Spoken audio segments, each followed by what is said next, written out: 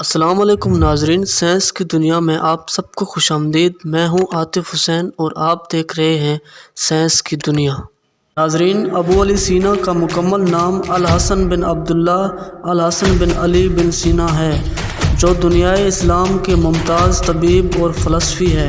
ان کا لقب الشیخ الرئیس ہے۔ اسلام کے عظیم تر مفکرین میں سے تھے اور مشرق کے مشہور ترین فلسفوں اور ادباء میں سے تھے۔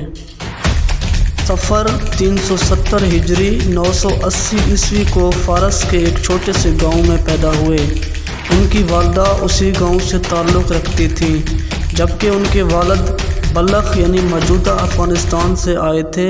بچپن میں ہی ان کے والدین بخارا یعنی موجودہ ازبکستان منتقل ہو گئے تھے، جہاں ان کے والد کو سلطان نوح بن منصور کے کچھ مالیاتی امور کی ادارت سونپی گئی تھی۔ بخارا میں 10 سال کی عمر میں قرآن حکیم ختم کیا اور فقہ، ادب، فلسفہ اور طبی علوم کے حصول میں سرگرداں ہو گئے اور ان میں کمال حاصل کیا۔ سلطان بخارا نوح ابن منصور بیمار ہو گئے۔ کسی حکیم کی دوائی کارگر ثابت نہیں ہو رہی تھی۔ 18 سال کی عمر میں انہوں نے سلطان نوح بن منصور کے ایک ایسے مرض کا علاج کیا تھا جس سے تمام تر اتباع عاجز آ چکے تھے۔ ابن سینا جیسے کم عمر اور غیر معروف طبیب کی دوائی سے سلطان صحت یاب ہو گئے۔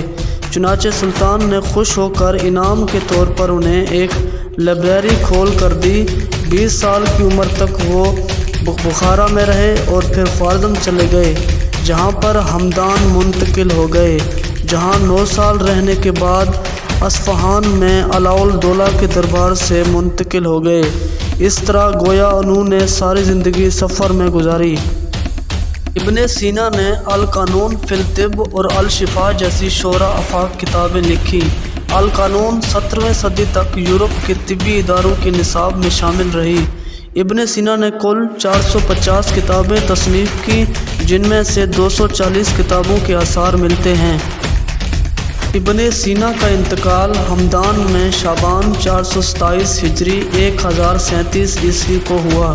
کہا جاتا ہے کہ اپنی زندگی کے آخری ایام میں وہ قولنج کے مرض میں مبتلا ہو گئے تھے، اور جب انہیں اپنی اجل قریب نظر آنے لگی تو انہوں نے غسل کر کے توبہ کی اور اپنا مال صدقہ کر دیا اور غلاموں کو آزاد کر دیا۔